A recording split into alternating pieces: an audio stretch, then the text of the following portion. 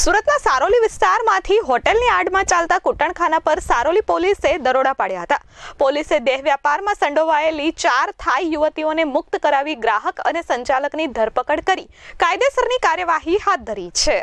આ અંગે મળતી માહિતી પ્રમાણે સુરતના સારોલી વિસ્તારમાં ચાલતા કૂટણખાના વિશે પોલીસને બાતમી મળતા પોલીસે રેડ કરી હતી. પોલીસે સારોલી ગામના ગેટ પાસે આવેલા ટાઈમ્સ ગેલેરિયામાં ઓમકાર હોટેલની આડમાં તપાસ હાથ ધરી હતી. આ તપાસ દરમિયાન હોટેલમાં કેટલીક વિદેશી થાઈ મહિલાઓ પાસે દેહ વ્યાપાર કરાવવામાં આવતો હતો. પોલીસે રેડ દરમિયાન 4 વિદેશી થાઈ યુવતીઓને મુક્ત કરાવી હતી.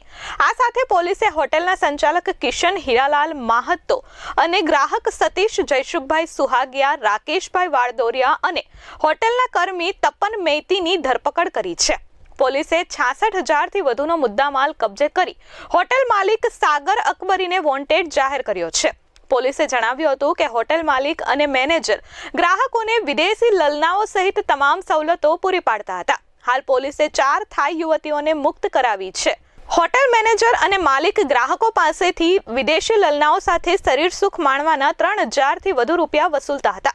અત્રે ઉલ્લેખનીય છે કે સુરત શહેરમાં ઘણી બધી જગ્યાઓ પર હોટેલ અથવા સ્પાની યાર્ડમાં કૂટણખાના ચલાવવામાં આવે છે, જ્યાં પોલીસ વખત કાર્યવાહી કરે છે. થોડા દિવસો પહેલા જ અડાજણ વિસ્તારમાં ચાલતા કૂટણખાના પર પોલીસે રેડ કરી 6 થાઈલેન્ડની યુવતીઓને મુક્ત કરાવી હતી, તો 11 ગ્રાહકોને ઝડપી પાડ્યા હતા. Bureau report S24 news, Surat.